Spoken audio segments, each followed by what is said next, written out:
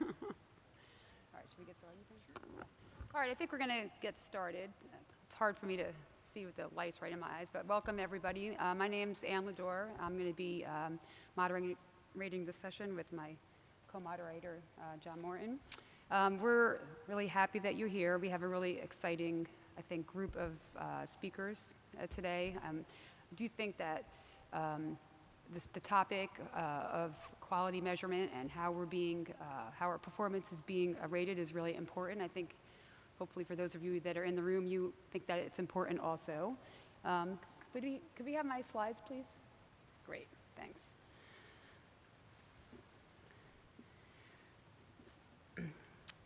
So SAGES really just very recently has become very interested in the quality landscape. And just last year in May, we held a quality summit. This was an initiative by Brian Duncan, our president. And really this was meant for all of the members of SAGES to start to really understand what exactly is going into us being measured as far as what's considered quality in surgery, and it was actually very eye-opening for many of us. It was a great conference. There was we had a really great group of people. Just an example of the first day of our agenda, we had Helen Burston from the NQF, we had someone from CMS, we had people from large healthcare organizations, and really it was sort of a very crash course for all of us in SAGES to understand what has been going on in the quality landscape and how we can contribute as a group and to help our members to be sort of well-versed in this topic. One of the things that came out from the Quality Summit is that we became members of the NQF, and for those of you who are not aware of what the NQF is, it's a nonprofit, nonpartisan organization, and it's very involved in endorsing and recommending standards that are related to healthcare performance measures. And these are measures that apply to us as well as to other groups.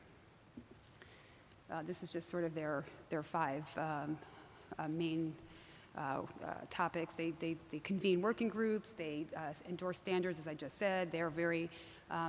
They make sure that the standards are very consistent and that are related to high quality performance, and they also seek all sorts of real-time feedback. So anyone who's a member of NQF can get on the website, they can participate in the endorsement stamp and the process. It's actually very interesting. As we've become more involved in this, it's been really interesting for us as well.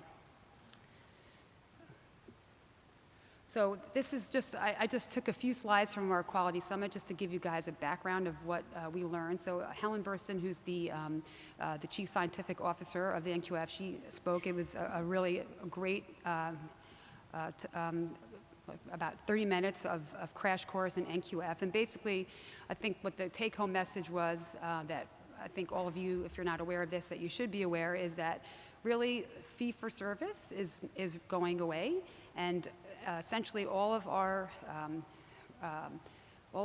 what we're doing is really going to be much more tied to quality in the future. So you can see that by 2018, 90% of what we do as surgeons is going to be in some way tied to quality, and that is, I think, that was very eye-opening for me, and I'm not sure how many of you know that as well.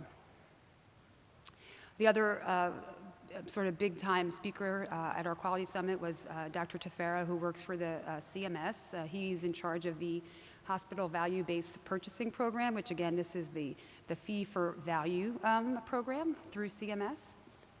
And basically, this is from his slides, but this is the historical observations where basically in the past, if you had fee-for-service, which is what most of us are used to. I mean, I thought was a great example. If you give a surgeon an interest in cutting off your leg, that's what's going to happen. So they want to move away from that, and they want to really focus more on how to reimburse us by value, and how that's going to be better for our patients as well.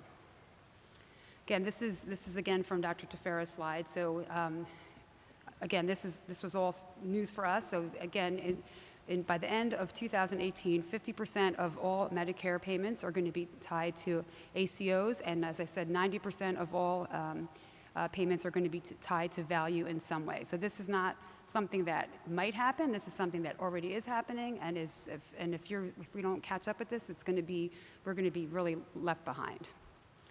Now, how we're being measured for our performance is a little bit unclear because we, as a group, have not been that involved in that.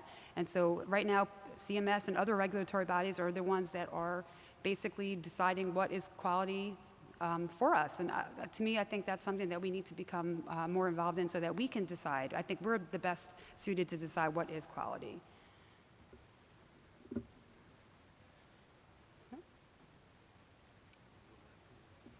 It's not working.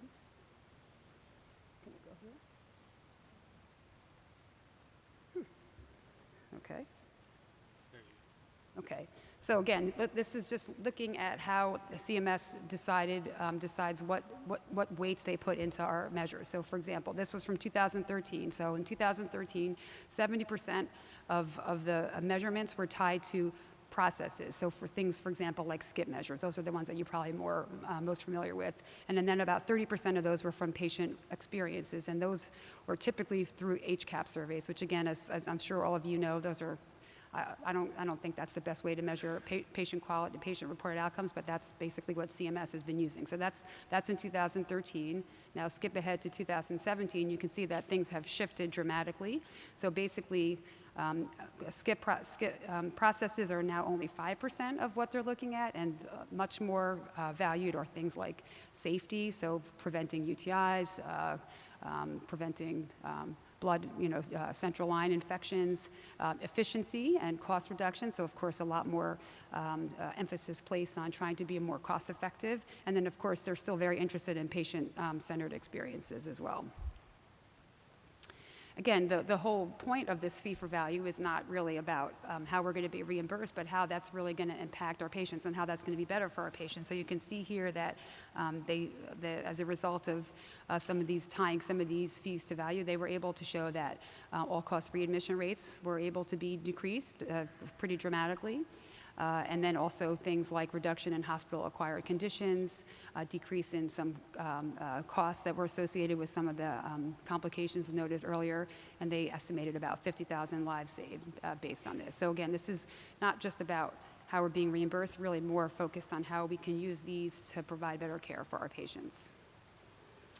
Now, to me, if you want to look at who's really the most influential and the most ahead of the time in developing measures, it's the STS. So the STS has been doing this for over 20 years. Basically, they have a database that almost every single cardiac and thoracic surgeon participate in. They are able to basically update this very annually, on an ongoing basis, and essentially almost every person in almost every center is a member. So what the advantage of this is that they are able to, and they have been able to, develop measures based on this registry. They are the ones that submit all of these outcomes and measures to the NQF for endorsement.